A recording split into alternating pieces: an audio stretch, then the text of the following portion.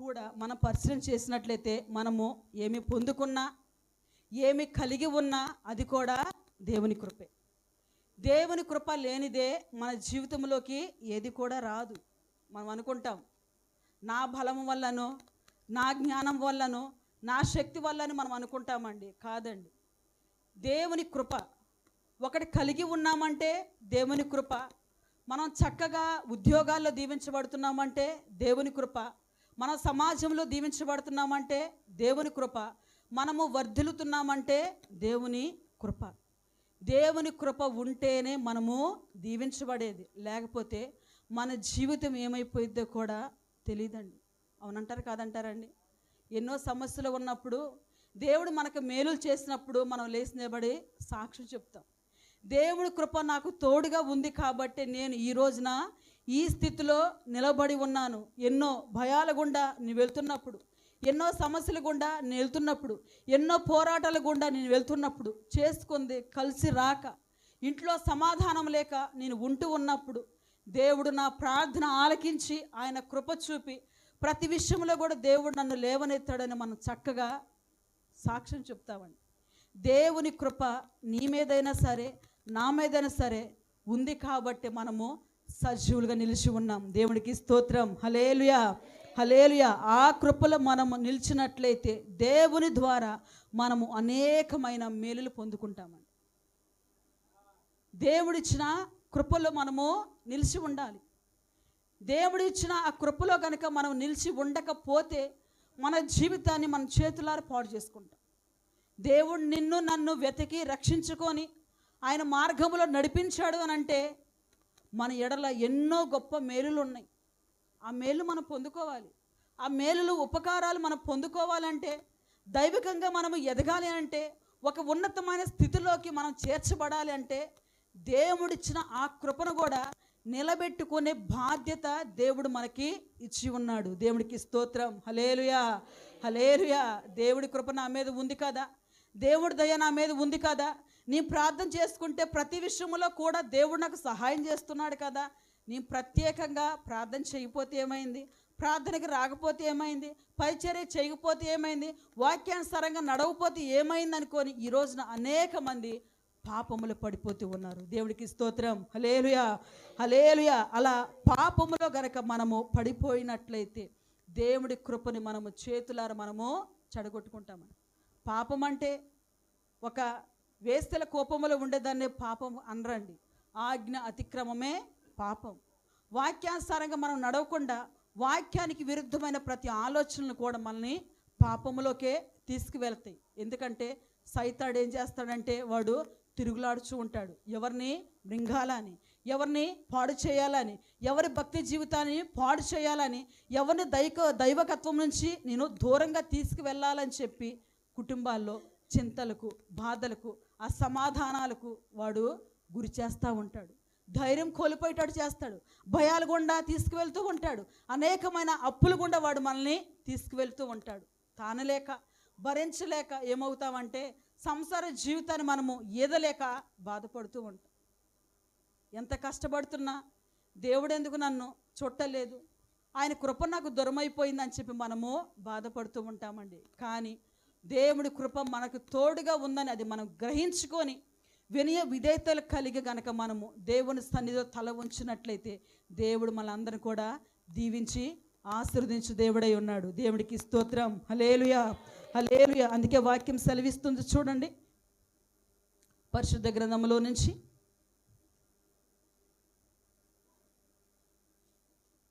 విలాప వాక్యములు 3వ అధ్యాయం 22వ వచనం చూడండి. యెహోవా కృపగలవాడు, ఆయన వాత్సల్యత మనము నిర్మూలము కాకున్న వారము అనుదినము నూతనముగా ఆయనకు వాత్సల్యత పుట్టుచున్నది. 31, 32 చూడండి. ప్రభువు సర్వకాలము విడనాడడు, ఆయన బాధ పెట్టినను తన కృపా సమృద్ధిని పట్టి జాలిపడును, హృదయపూర్వకముగా ఆయన నరులకు విచారమునైనను బాధనైనను కలుగ చెయ్యడు. దేవునికి స్తోత్రం. హల్లెలూయా, హల్లెలూయా. చూడండి 22వ వచనంలో దేవుడు మనతో ఈ రీతిగా మాట్లాడుతున్నాడు.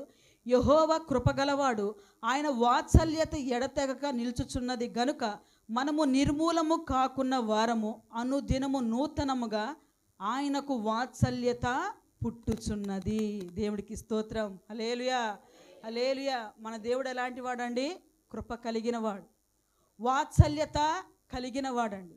దేవుడు మనల్ని ప్రేమించే దేవుడుగా ఉన్నాడు, హెచ్చించే దేవుడుగా ఉన్నాడు, ప్రతి నిత్యం మనల్ని కాపాడే దేవుడుగా ఆయన మనకు కనిపిస్తూ ఉన్నాడు. అయితే ఆయన వాత్సల్యత ఎడతెగక నిలిచి ఉన్నది కాబట్టి మనము నిర్మూలము కాకుండా ఉన్నామండి. నమ్ముతారా నమ్మరండి? దేవునికి స్తోత్రం. హల్లెలూయా, హల్లెలూయా. ఆయన వాత్సల్యత, ఆయన కృప, ఆయన ప్రేమ మన మీద హెచ్చుగా ఉంటుంది కాబట్టే మనం ఎన్నో మార్లు జారిపోతున్నా, తప్పిపోతున్నా, పడిపోతున్నా, దేవుడి వైపు మనము తిరగకపోతున్నా, మన ఇష్టానుసారంగా మనం బ్రతుకుతున్నా దేవుడు చూచి చూడకుండా విడిచిపెడుతున్నాడు కాబట్టి మనము మరణానికి గురి అవ్వట్లేదండి. దేవుడికి స్తోత్రం. హల్లెలూయా, హల్లెలూయా. ఆయన మనల్ని కాచి కాపాడుతున్నాడు. అంత మాత్రమే కాదు కానీ లేఖనం సెలవిస్తుంది, అనుదినము నూతనముగా ఆయనకు వాత్సల్యత పుట్టుచున్నది. మన మీద అనుదినము ఆయనకి ప్రేమ కలుగుతూ ఉందండి, జాలి కలుగుతూ ఉంది, దయ కలుగుతూ ఉంది. ఎలా కలిగిద్దండి? బిడ్డలను చూడండి, బిడ్డలు ఆరోగ్యంగా ఉన్నా ఆరోగ్యంగా లేకపోయినా వారు ఎట్టైనా ఉండని ఏం చేస్తామండి? రోజు రోజుకు మన పిల్లల మీద మనకేమో వచ్చిందండి? ప్రేమ వచ్చింది. ప్రేమ వచ్చి ఏం చేస్తాము? గట్టిగా బొగ్గలు పట్టుకొని గట్టిగా ముద్దు పెట్టుకుంటాం. ఎందుకని? బిడ్డల మీద ఉన్న ప్రేమ అన్నది మనకి ఏమాత్రం కూడా తగ్గదు. దేవునికి స్తోత్రం. హల్లెలూయా, హల్లెలూయా. అదే రీతిగా దేవుడి దగ్గర మనకు కూడా అంతే ప్రేమ ఉందండి. అనుదినము దేవుడు మన మీద ప్రేమ చూపుతూనే ఉన్నాడు, వాత్సల్యత చూపుతూనే ఉన్నాడు. ఇంకేం కావాలండి? మనుషుల ప్రేమ అయితే కాసేపు ఉండిద్ది, కాసేపు ఉండదు. మనము ఇష్టంగా ఉన్నప్పుడు ప్రేమగా మాట్లాడతారు, లేకపోతే ప్రేమ అనేది ఉండదు. కానీ మనం ఎలా ఉన్నా, అంగహీనులుగా ఉన్నా, చూడటానికి మంచిగా లేకపోయినా, అందంగా లేకపోయినా, మనం ఎలా అయినా ఉండనియండి, మన తండ్రికి మన మీద ఏం కలుగుద్దంట? ప్రేమ కలిగిద్ది. దినదినము నూతన ప్రేమ కలిగిద్ది. నిన్నున్న ప్రేమ, మొన్నున్న ప్రేమ కాదండి, ప్రతిరోజు ముందు రోజు ఉన్న ప్రేమ కన్నా ఈరోజు ఇంకా ప్రేమ మన మీద హెచ్చుగా ఉండిద్ది. దేవుడికి స్తోత్రం. హల్లెలూయా, హల్లెలూయా. దేవుడి ఎడల మనము ఆ రీతిగా ఉన్నాము కాబట్టే దేవుడు మనల్ని లేవనెత్తుతూనే ఉన్నాడు.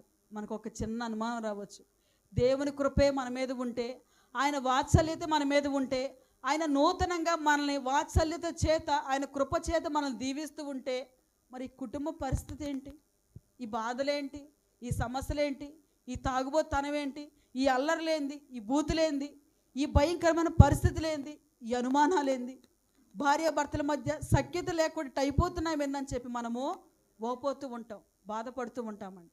కానీ ప్రతిదీ మనం చేతులారా మనం చేసుకునేదండి. చేతులారా మనం చేసుకునే పరిస్థితులు ఇవి. దేవుడు ప్రతి ఎడల, ప్రతి ఒక్కరి ఎడల ప్రేమ చూపుతున్నాడు, వాత్సల్యత చూపుతున్నాడు, కరుణిస్తున్నాడు, ఆదరిస్తున్నాడు.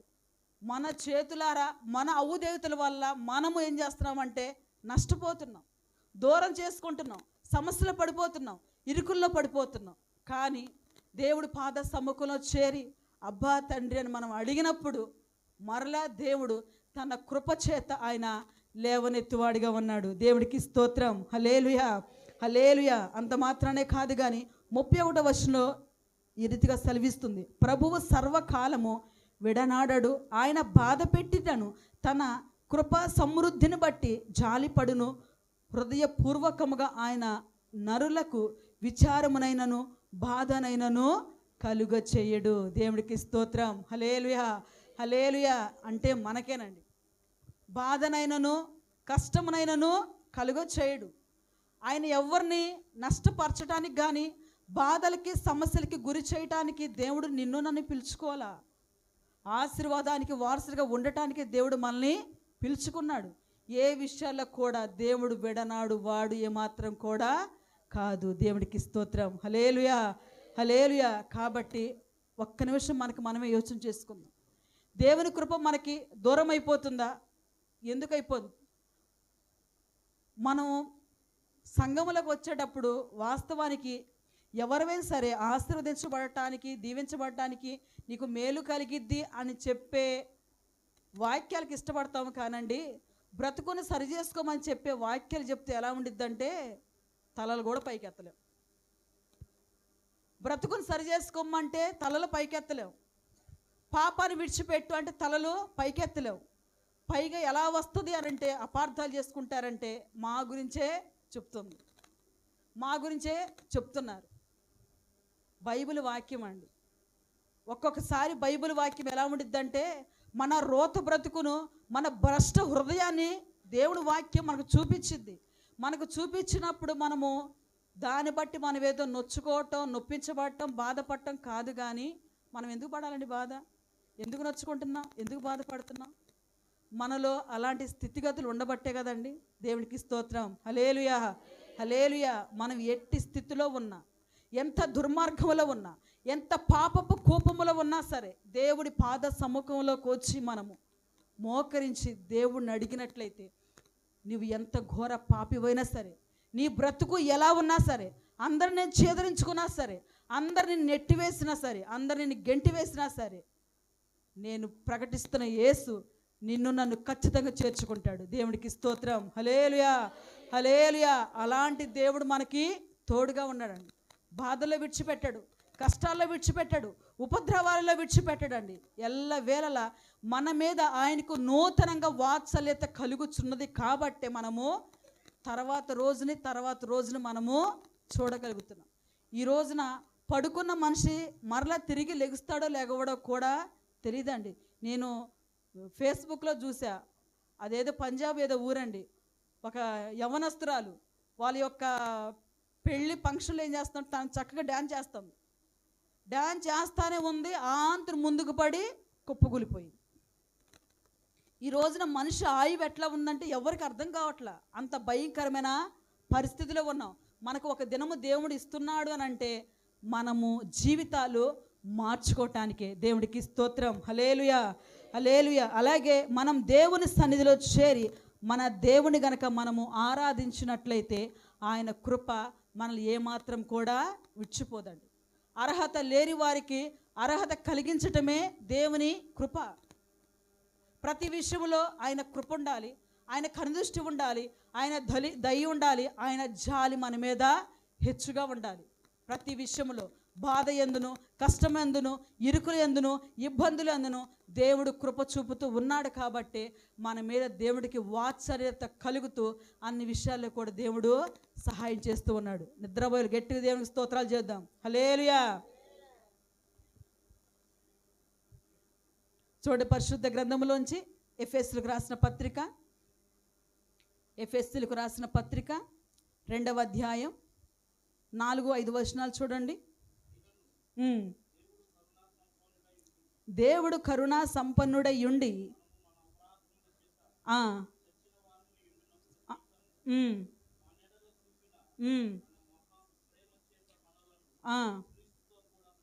క్రీస్తుతో కూడా బ్రతికించెను, కృపచేత మీరు రక్షింపబడి ఉన్నారు. 8వ వచనం చూడయ్యా. మీరు విశ్వాసము ద్వారా కృపచేతనే రక్షింపబడి ఉన్నారు. ఇది మీ వలన కలిగినది కాదు, కేవలము దేవుని వరమే. దేవునికి స్తోత్రం. హల్లెలూయా. చూడండి, దేవుడు మాట్లాడుతూ, అయినను దేవుడు కరుణా సంపన్నుడై ఉండి మనము మన అపరాధముల చేత చచ్చిన వారమై ఉండినప్పుడు సైతము మన ఎడల దేవుడు ఏం చేస్తున్నాడంట? జాలి చూపుతున్నాడు, ప్రేమ చూపుతున్నాడండి. మన అపరాధములు మనం ఎలా ఉన్నాం? చచ్చిన వారంగా ఉన్నాం, పాడైపోయిన వారంగా ఉన్నాం, లేవలేని వారంగా ఉన్నాం. అయినప్పటికీ దేవుడు మహాకృప చేత, ఆయన ప్రేమ చేత క్రీస్తుతో కూడా దేవుడు మనల్ని బ్రతికించి ఆయన మనల్ని రక్షించు దేవుడుగా ఉన్నాడు. అవునంటారు కాదంటారండి? మనం అందరం కూడా అపరాధములో, పాపములు మనం అందరం కూడా చచ్చిన వారమే. దేవుడు నిన్ను నన్ను వెతికి రక్షించుకొని ఆయన సంఘంలో మనల్ని చేర్చాడు కాబట్టే ఆయన కృప చేత మనం అందరం కూడా సజీవులుగా ఉన్నాం. దేవుడికి స్తోత్రం. హల్లెలూయా, హల్లెలూయా. మీరు విశ్వాసము ద్వారా కృప చేతనే రక్షింపబడి ఉన్నారు, కానీ మీ వలన కలిగినది కాదు, అది కేవలము దేవుని వరమే. ఒక మనిషి కృపను పొందుకోవటం అనేది కూడా దేవుడి వరమే. గమనించండి, ఒకళ్ళు ఎవరైనా ఆశీర్వదించబడుతూ ఉన్నప్పుడు మనమే అనుకుంటాం, ఆ సహోదరి సంఘానికి వచ్చినప్పుడు ఎంత భయంకరంగా ఉందో, ఏమి లేకుండా వచ్చింది, పరిస్థితి బాగలేకుండా వచ్చింది, దేవుని కృప ఆమెను ఆవరించింది, దేవుని కృపలో ఆమె చక్కగా దీవించబడిందని చెప్పి మనం మాట్లాడుకోమండి. ఎవరిమైనా అయితే దేవుని కృప ఉండిద్దో వారు ప్రతి పరిస్థితిలో నుంచి దేవుడు మనల్ని లేవనెత్తుతాడు. దేవునికి స్తోత్రం. హల్లెలూయా, హల్లెలూయా. కాబట్టి కృప చేత మనం రక్షింపబడి ఉన్నామని ప్రతి ఒక్కరూ ఏం చేయాలా? గ్రహించుకోవాలా. కృప చేత రక్షించబడి ఉన్నామని గ్రహించుకోవాలా. కృప చేత నడిపించబడుతున్నామని గ్రహించుకోవాలా. కృప చేత దేవుడు మన అపరాధములు క్షమించి ఒక ఉన్నతమైన స్థితిలో దేవుడు మనల్ని నడిపిస్తున్నాడు మనము గ్రహించుకోవాలే. కానీ ఇంకా నాకేముంది, దేవుని కృప నాకు తోడుగా ఉంది, దేవుడి దయ నాకు తోడుగా ఉంది, అన్ని విషయాలు సమృద్ధిగా దీవించబడుతున్నాను, నేను ఏమి చేసినా కుదిరిద్దని మాత్రం మనము అనుకోకూడదండి. అలా అనుకుంటే మనకు మనమే సమస్యలు పడిపోతాం. చూడండి, పరిశుద్ధ గ్రంథంలో నుంచి మరి కొరింథీయులకు రాసిన 12వ అధ్యాయం 7-9 వచనాలు కనుక మనం చూసినట్లయితే, అదే రీతిగా మొదటి కొరింథీయులకు రాసిన పత్రిక 15వ అధ్యాయం 9-11 వచనాలు కనుక మనం చూసినట్లయితే గమనించండి, ఎవరు చదవద్దండి. మరి ఏదెను తోటలో అవ్వ ఆదాము గురించి మనందరికీ తెలుసండి. ఆదాము అవ్వ మరి దేవుని దృష్టికి వారు వ్యతిరేకంగా నడిచిన స్థితిని బట్టి, దేవుడు తినవద్దు అని చెప్పిన ఆ పండును తిన్న స్థితిని బట్టి మనందరం ఏమైపోయామంటే పాపములో పడిపోయాం, శాపములో పడిపోయాం, అపరాధములో మనము పడిపోయాం.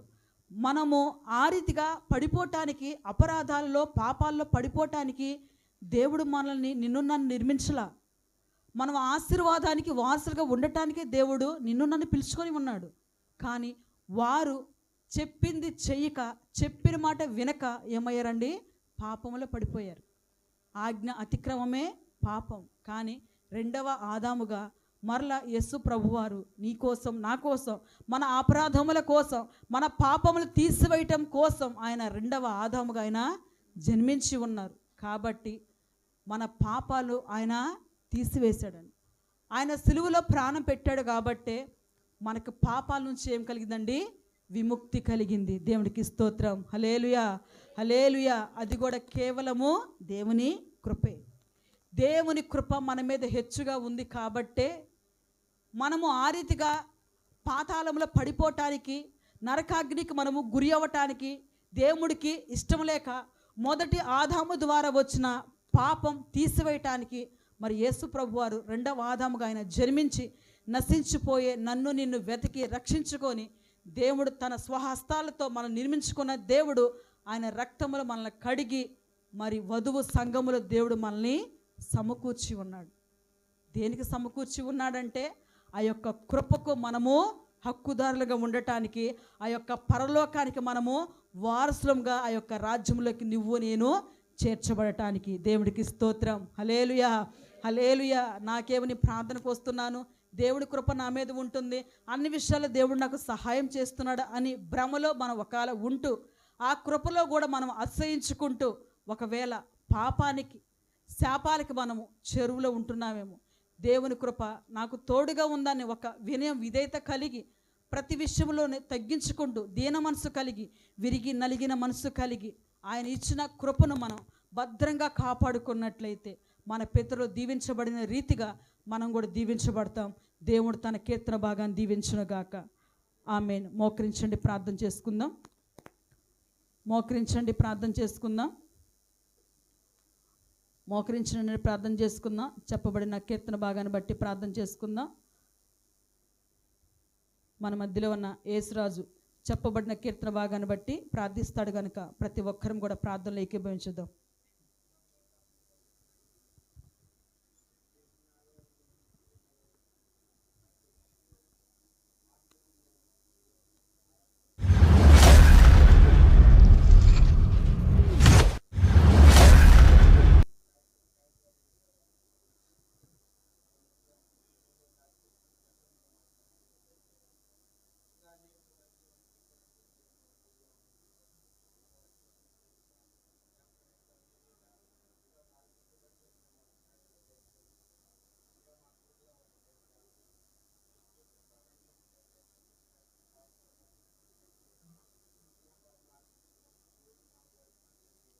ఆమేన్. మంచిదండి. మన మధ్యలో సేవకులు ఉన్నారు. మరి సేవకులు వాక్యాన్ని విత్తుచుండగా ప్రతి ఒక్కరం కూడా ఆ మాటలు విని దీవించబడదామండి.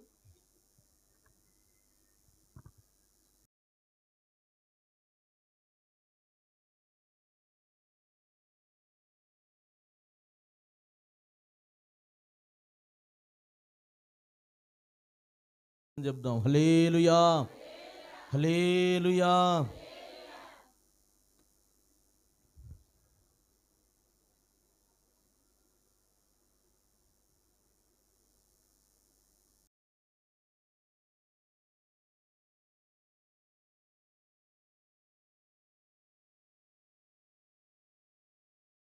జీవము నా జీవిత కాలమంతయు నీవు దయచేయువాడవు,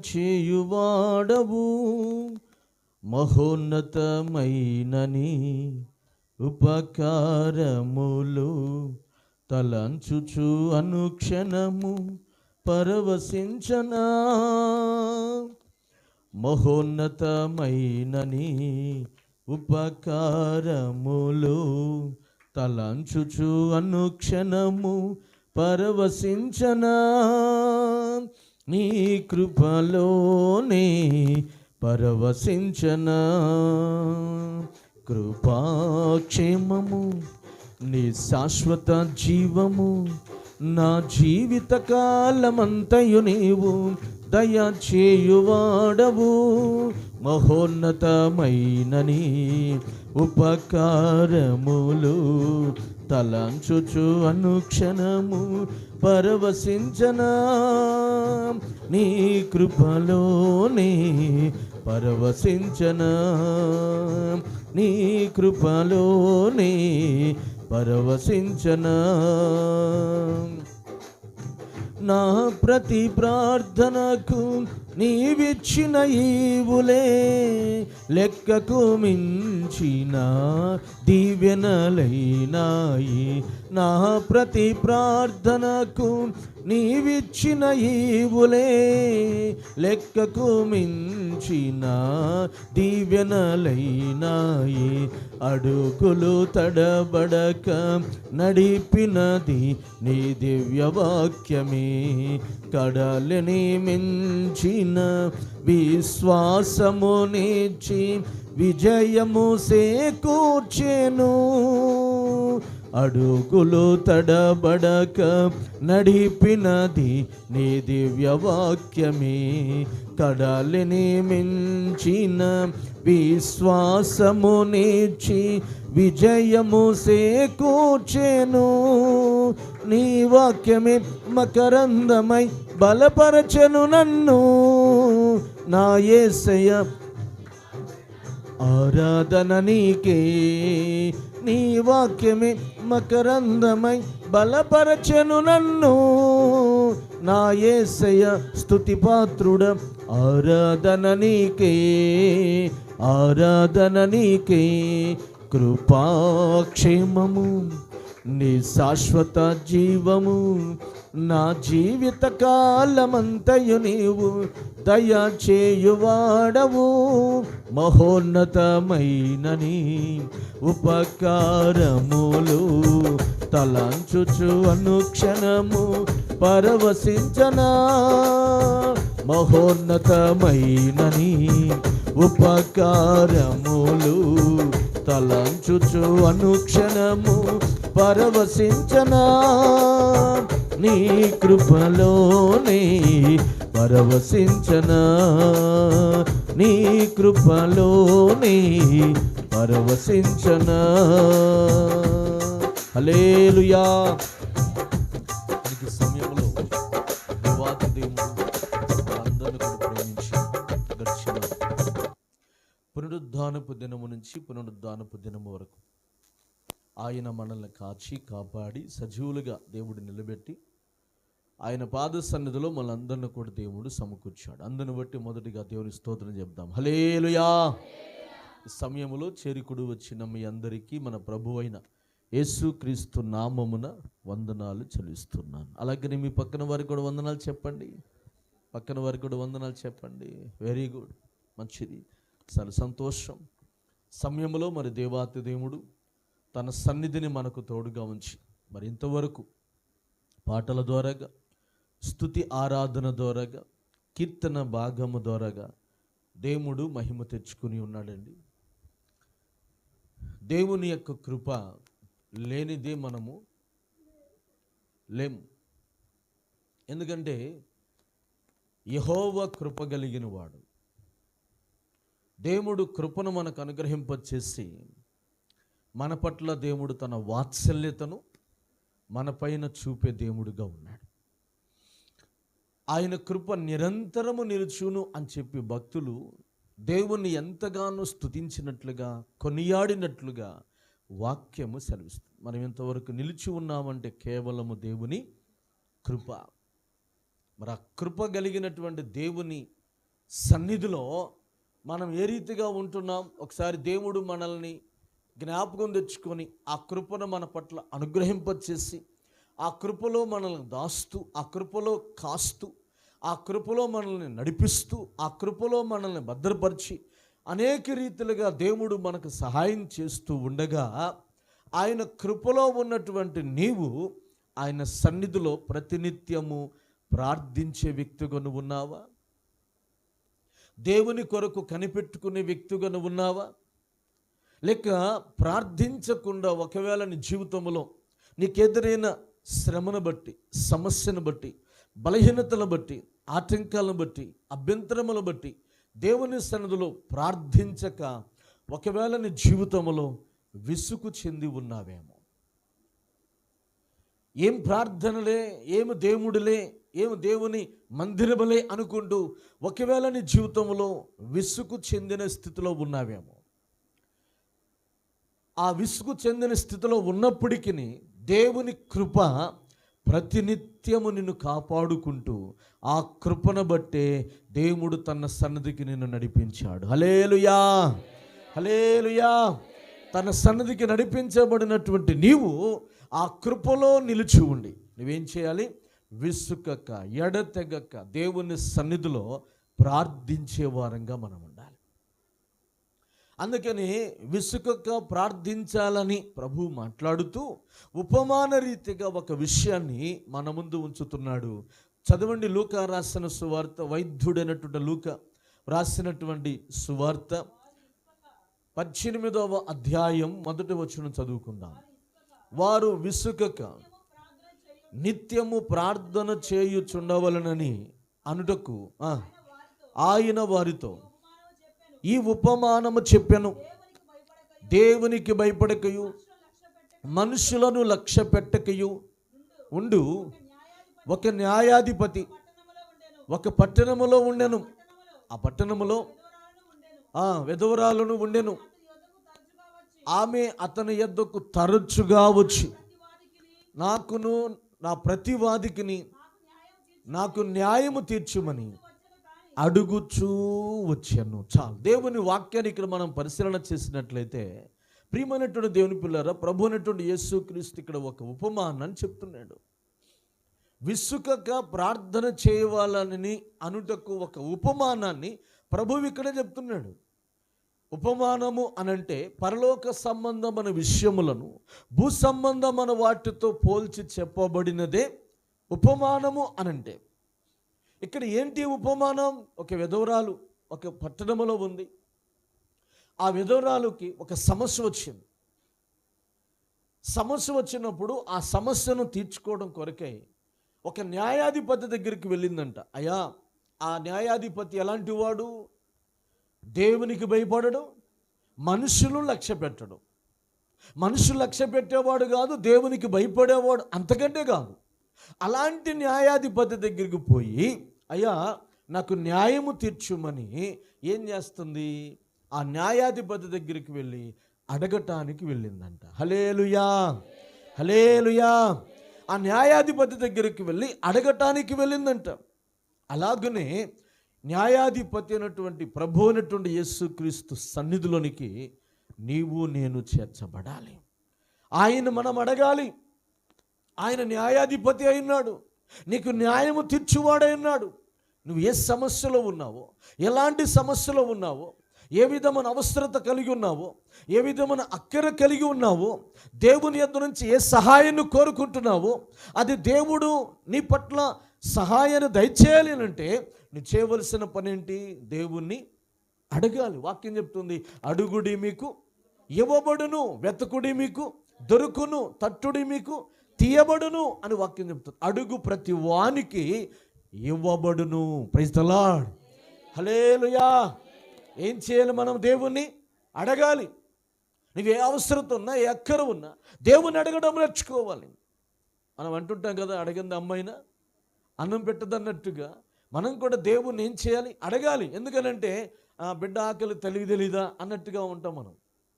అలాగనే అవసరత ఏదో దేవుడికి తెలీదా, మన అక్కరేదో దేవుడికి తెలీదా, ఎటువంటి ఇబ్బందులు పడుతున్నామో దేవుడికి తెలీదా, ఏ సమస్యలో ఉన్నామో దేవుడికి తెలీదా అని అనుకుంటాం మనం. దేవుడికి అన్నీ తెలుసు, సమస్తం చూస్తున్నాడు ఆయన. కానీ మరి నీ వంతుగా నువ్వు చేయవలసిన పని ఒకటి ఉందిగా. ఏంటనంటే అడగటం. దేవుని అడగటం నేర్చుకోవాలి. దేవుని ఎప్పుడైతే మనం అడుగుతామో ఖచ్చితంగా ఆయన సహాయము చేయు దేవుడే ఉన్నాడు. అయితే అడిగేటువంటి మనము ఎలా అడగాలి అనేది మనం చూస్తే సందేహముతో మనం అడగకూడదంట. అర్థమవుతుందా? చదవండి యాకోబు రాసిన పత్రిక, పరిశుద్ధ గ్రంథమైన బైబిల్ నుంచి దేవుని వాక్యాన్ని చూసినట్లయితే 1వ అధ్యాయము 6వ వచనాన్ని మనం చదువుకుందాం. యాకోబు రాసిన పత్రిక 1వ అధ్యాయం 6వ వచనం. అయితే అతడు ఏ మాత్రమును సందేహింపక విశ్వాసముతో అడగవలెను. సందేహించువాడు గాలి చేత రేపబడి ఎగిరిపడు సముద్ర తరంగమును పోలి ఉండును. అట్టి మనుష్యుడు ద్విమనుష్కుడై తన సమస్త మార్గముల యందు అస్థిరుడు గనుక ప్రభు వలన తనకేమైనను దొరుకునని తలంచుకొనరాదు. హల్లెలూయా, హల్లెలూయా. అతడు అస్థిరుడైనందువల్ల, అంటే దేవుడి పైన నమ్మకము లేనందువల్ల, విశ్వాసము లేనందువల్ల తాను ఎట్లా అడుగుతున్నాడు? సందేహముతో అడిగితే దేవుని యొద్ద నుంచి మనమేమి పొందుకోలేమంట. మరి ఎలా అడగాలి? విశ్వాసముతో మనము అడగాలని వాక్యం చెప్తుంది. నువ్వు విసుగుపడుతున్నావు అని అంటే కారణం ఏంటి? నీలో విశ్వాసం లేదు. సందేహపడుతున్నావు అంటే కారణం ఏంటి? విశ్వాసం లేదు. కానీ ఇక్కడ దేవుని వాక్యాన్ని మనం చూసినట్లయితే నువ్వు సందేహముతో నీవు అడిగినట్లయితే దేవుని యొద్ద నుంచి నీవేమీ పొందుకోలేవు. మరి ఎలా అడగాలి? విశ్వాసముతో దేవుని అడగాలంట. హల్లెలూయా. విశ్వాసముతో దేవుని ఎప్పుడైతే అడుగుతామో ఖచ్చితంగా నువ్వు అడిగిన దానిని దేవుడు నిశ్చయముగా అనుగ్రహించునుగాక. ఆమేన్. హల్లెలూయా. కనుక ఈ సమయంలో ఈ స్త్రీ లేక ఈ విధవరాలు ఏం చేస్తుంది? న్యాయాధిపతి దగ్గరికి వచ్చి అడుగుతుంది. ఎలా అడుగుతుంది? ఎలా వచ్చి అడుగుతుంది? తరచుగా వచ్చి అడుగుతుంది. హల్లెలూయా. తరచుగా అంటే అమ్మా అంటే ఎల్లప్పుడూ విడిచిపెట్టట్లా, తరచుగా అడుగుతుంది. ఒకరోజు పోయి తర్వాత చూద్దాం అనుకోవట్లా, ఒకసారి పోయి ఎప్పుడుకో చూద్దాం అనుకోవట్లా, తరచుగా అంటే క్రమంగా ప్రతిరోజు పోయి అతన్ని సహాయం కోరుతుందండి. అలాగనే మనము కూడా దేవుని ఎలా అడగాలి అని అంటే తరచుగా అడగటం నేర్చుకోవాలి. హల్లెలూయా. అంతేకాని ఆదివారం ప్రార్థనకు వచ్చినప్పుడే కాదు, లేకపోతే శుక్రవారం ప్రార్థనప్పుడే కాదు, అలాగనే శనివారం జరిగే విజ్ఞాపనప్పుడే కాదు, కానీ తరచుగా ప్రతిదినము ప్రతి సమయమందు దేవుని మనం ఏం చేయాలంటే అడుగుతూనే ఉండాలి. దేవుని యొద్ద నుంచి సహాయం వచ్చేంత వరకు అడగటం మానకూడదు, అడగటం విడిచిపెట్టకూడదు. అలా ఎప్పుడైతే తరచుగా అడుగుతూ ఉంటామో దేవుడు ఖచ్చితంగా సహాయం చేయ దేవుడే ఉన్నాడు. అర్థమవుతుందా? దేవుని సన్నిధికి వెళ్ళి అడిగింది హన్నా. దేవుడు తన ప్రార్థన ఆలకించి తన కొదువును దేవుడు తీర్చినట్లుగా వాక్యం చదివిస్తుంది. అలాగనే తరచుగా అడిగాడు యాకోబు. దేవుడు తన ప్రార్థన ఆలకించి దేవుడు సహాయం చేసినట్లుగా మనం చూస్తున్నాం. ఈ సమయంలో దేవుని మనం అడుగుతున్నామా?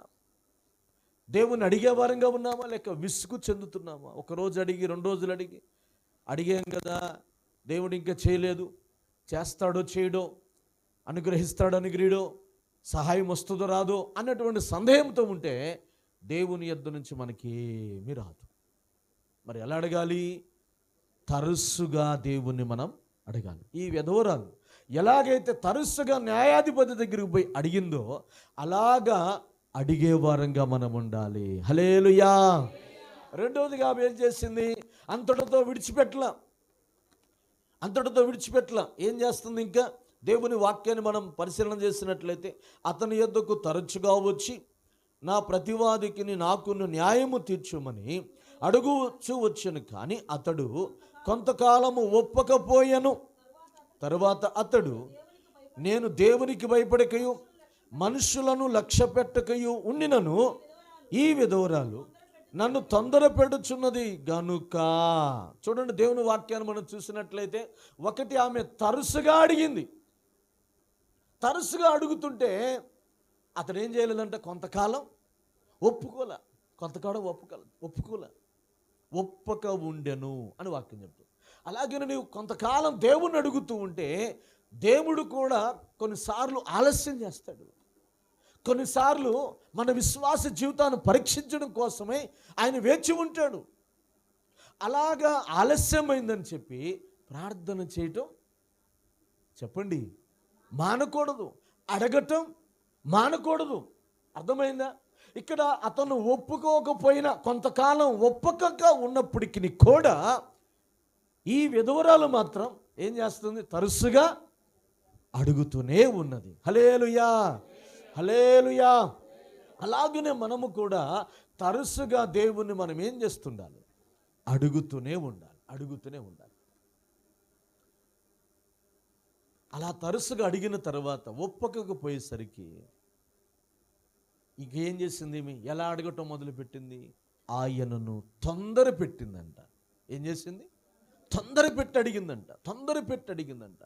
తరచుగా మామూలుగా అడిగింది మొదట. ఒప్పకపోయేసరికి అంతటితో విడిచిపెట్టల. ఇతను నన్ను ఒప్పుకోవట్లేదు, నా మాటకు సమాధానం ఇవ్వట్లేదు, కనీసం నాకు న్యాయం చేయట్లేదు అని చెప్పి అనుకోకుండా న్యాయాధిపతిని ఏం చేసిందంటే తొందర పెట్టిందంట. అయ్యా, నువ్వు మరి నాకు ఎట్లాగైనా సరే నువ్వు సహాయం చేయాలి, నాకును నా ప్రతివాదికి న్యాయం తీర్చాలి అని చెప్పి ఆయనను ఎక్కడ పోతే అక్కడికి తొందర పెట్టి, నువ్వు తొందరగా సహాయం చేయాలయ్యా అని చెప్పి అతనికి పలు రకాలుగా తొందర పెట్టేదిగా కనబడుతుందండి. అలాగే దేవుణ్ణి మనం కూడా ఏం చేయాలి? హల్లెలూయా. మన పిల్లలు ఏం చేస్తారు? మనల్ని కూడా ఏం చేస్తారు? తొందర పెడతారా, తొందర పెట్టరా? అమ్మా టైం అవుతుందమ్మా, స్కూల్కి బుక్స్ కావాలి, లేకపోతే పెన్ను కావాలి, లేకపోతే ఫీజు కట్టాలి. సరేరా రేపు ఇస్తాను రా నన్ను. సరే అని మొదట పోతారు. తర్వాత నెల అయిపోయిందనక ఫీజు కోసం, లేకపోతే ఏదన్నా ఆ ఎగ్జామ్స్ టయానికి, లేకపోతే హోంవర్క్ రాసే టయానికి ముందుగా పిల్లలు ఏం చేస్తారు తెలుసా? క్లూ ఇస్తారెవరా? ముందుగా క్లూ ఇస్తారు. అమ్మా టీచర్ ఫీజు అడిగాడు, ముందు క్లూ ఇస్తారు. అర్థమైందా? తర్వాత ఏం చేస్తారు? మనల్ని తొందర పెడతారు. హల్లెలూయా. తొందర పెడతారా, తొందర పెట్టరా? ఖచ్చితంగా తొందర పెడతారు. ఏదైనా బర్త్డే వచ్చిందనుకోండి, అమ్మా నా బర్త్డే వస్తుంది అని ముందు క్లూ ఇస్తారు. ఆ తర్వాత అదే రోజున కొనుక్కొచ్చుకుందాం పదా అని చెప్పి ఏం చేస్తారు? తొందర పెడతారు. అలా తొందర పెట్టినప్పుడు ఏం చేస్తాము? ఆ సమయంలో వీడు తొందర పెడుతున్నాడని చెప్పని గొడవాడుతున్న సమయంలో ఇచ్చేయటానికి ప్రయత్నం చేస్తాం. అలాగే దేవుని కూడా మనం ఏం చేయాలంటే, అడిగేటువంటి మనము తొందర పెట్టాలి. అయ్యా ఈ సమస్య రాబోతుంది, ఇలాంటి పరిస్థితి రాబోతుంది, ఇలాంటి ఇబ్బంది ఎదుర్కొంటున్నా, నీవు ఎలాగైనా సరే నాకు సహాయం చేయాలని చెప్పి ప్రార్థనలో తొందర పెట్టాలంట. దేవుని తొందర పెట్టాలంట. దేవుని మనము తొందర పెట్టి అడగాలంట. అలా ఎప్పుడైతే మనం తొందర పెడతామో ఖచ్చితంగా దేవుడు మనకి సహాయం చేస్తాడు. అర్థమవుతుందా? గమనించండి, ఇక్కడ ముందు క్లూ ఇవ్వటం అంటే ఏంటి? తరచుగా అడగటం. తర్వాత తొందర పెట్టడం అంటే ఏంటి? ఆ కార్యం జరగడానికి అవసరత తీర్చుకోవడం. పిల్లలు తొందర పెడతారు, అప్పటికీ వినకపోతే పిల్లలు ఏం చేస్తారు తెలుసా? గోజాడుతారు. లేదు ఇప్పుడు ఇస్తావా చస్తావా ఇప్పుడు లేవురా అన్నా కానీ ఏం చేస్తారు? కూర్చొని శోకండాలు పెడతారు, పెట్టరా? గోజాడుతారు. నువ్వు ఎటు తిరుగుతాడు కొంగు పట్టుకుని తిరగటం, ఎటు వెళ్తే అటు రావటం, ఏ పని అంటే అటు తిరగటం చేస్తారు, గోజాడుతూ ఉంటారు. అలాగనే ఈ విధవరాలు కూడా ఏం చేసింది? న్యాయాధిపతిని మాటి మాటికి గోజాడిందంట. మాటి మాటికి గోజాడిందంట. ఒకటి తరచుగా అడిగింది, 2 తొందర పెట్టి అడిగింది, 3 మాటి మాటికి గోజాడి అడిగింది. అలా అడిగినప్పుడు దేవునికి భయపడకయు మనుషులను లక్ష్య పెట్టకయు ఉన్నటువంటి కఠినాత్ముడైన న్యాయాధిపతి హృదయం కరిగిపోయి, అతను అనుకున్నాడంట, ఈమెకి ఎలాగైనా సరే న్యాయం తీర్చాలి, ఈమెకి ఎలాగైనా సరే న్యాయం తీర్చాలి అని ఆ న్యాయాధిపతి అనుకొనడా?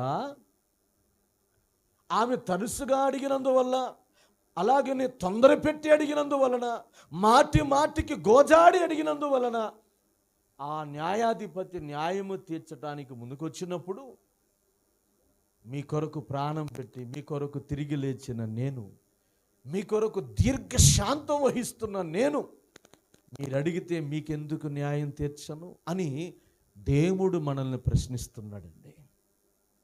మీ కొరకు న్యాయం తీర్చడం కొరకే కదా నేను మీ కొరకు దీర్ఘశాంతము కలిగి ఉన్నాను. అన్నిటిని సహించి మీరు విన్నా వినకపోయినా, లోబడినా లోబడకపోయినా, చెప్పింది చేసినా చేయకపోయినా, నా అడుగు జాడల్లో నడిచినా నడగకపోయినా, నేను మీరు అడిగింది ఇవ్వటం కోసం కొరకే కదా నేను దీర్ఘశాంతం కలిగి ఉన్నాను. మీరు ఎందుకు అడగరు? ఎందుకు విసుగుపడతారు? ఎందుకు విస్సారిపోతారు? ఎందుకు అడగటం మానేస్తున్నారు? ఎందుకు గోజాటం మానేస్తున్నారు? ఎందుకు తరుసుగాటం మానేస్తున్నారు? ఎందుకు తొందరపడటం మానేస్తున్నారు అని చెప్పి దేవుడు ప్రశ్నిస్తున్నాడండి. అర్థమైందా? మరొక చోట ఉంది, సిగ్గుమాలి అడిగితే. చూడండి, ఒక మాట చెప్తాడు ప్రభు. ఒక స్నేహితుడికి ఇంటికి ఒక స్నేహితుడు వచ్చినప్పుడు, రాత్రి వేళలో వచ్చినప్పుడు, అతడు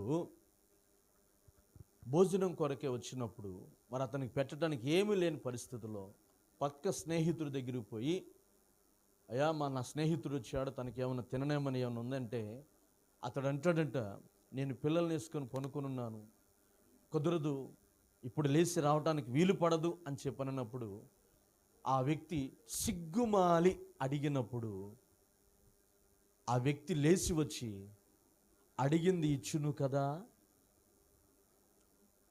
కొన్నిసార్లు మనం కూడా అంటుంటాం, సిగ్గుమాలి అడిగానమ్మా, అయినా కానీ వాళ్ళు చోటు పెట్టల, సిగ్గుమాలి అడిగినా కూడా చోటు పెట్టల అని అంటాం.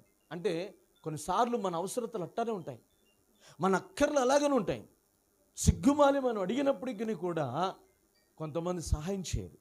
కానీ దేవుని నామాన్ని బట్టి ఇక్కడ మనం చూసినట్లయితే, ఇక్కడ స్నేహితుడు ఆ తోటి వ్యక్తిని అడిగినప్పుడు, సిగ్గుమాలి అడిగినప్పుడు తిరిగి సహాయం చేసినట్లుగా దేవుడు కూడా మనకేం చేస్తాడు? సిగ్గుమాలి మనం అడిగితే సహాయం చేస్తాడు. అర్థమవుతుందా? చూడండి, పరిశుద్ధ గ్రంథం బైబిల్ నుంచి లూకా రాసిన సువార్త, ఈ మాట చదివించిన మాటలు నేను ముగిస్తాను. పరిశుద్ధ గ్రంథమైన బైబిల్ నుంచి 11వ అధ్యాయం దేవుని వాక్యాన్ని మనం చూసినట్లయితే 8వ వచనం, అతడు తన స్నేహితుడైనందున లేచి ఇయ్యకపోయినను అతడు సిగ్గుమాలి మాటి మాటికి అడుగుట వలనైనను లేచి అతనికి కావలసినవన్నీ ఇచ్చును అని మీతో చెప్పుచున్నాను.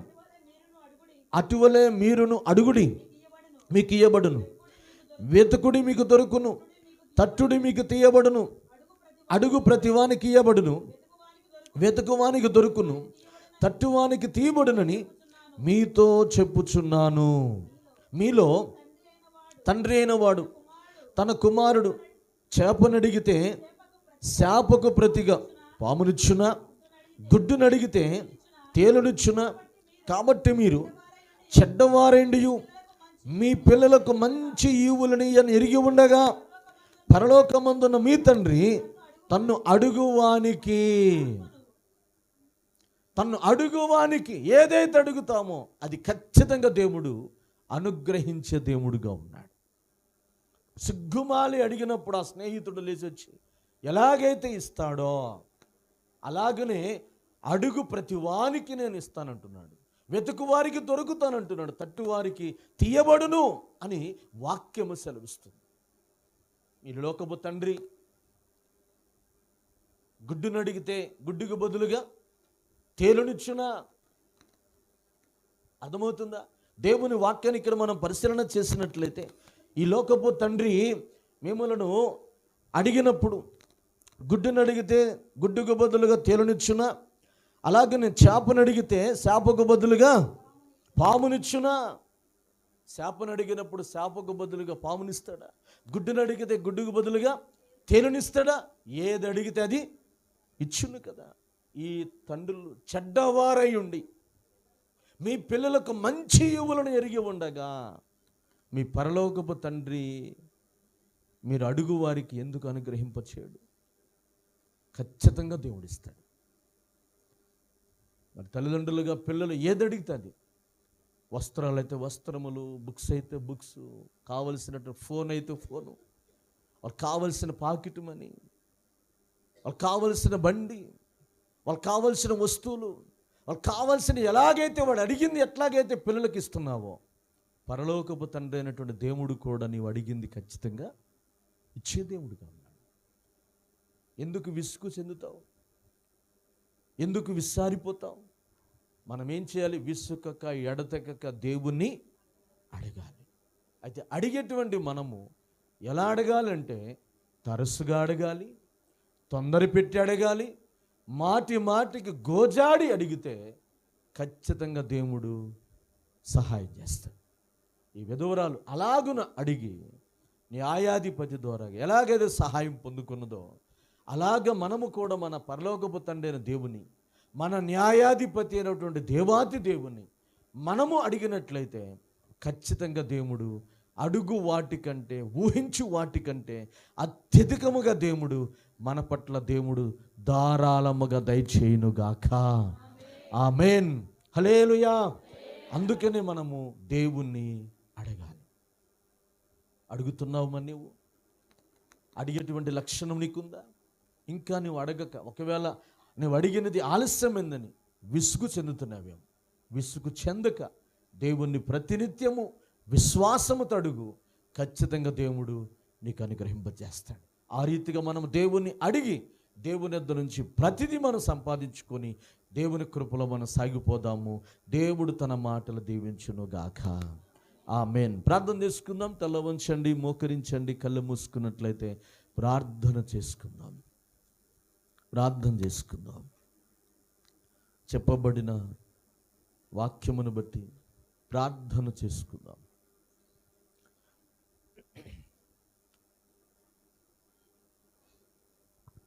సమయంలో సహోదరుడు రాజు ప్రార్థన చేస్తాడు. అందరం కూడా ప్రార్థనలోకి భావించుదాం.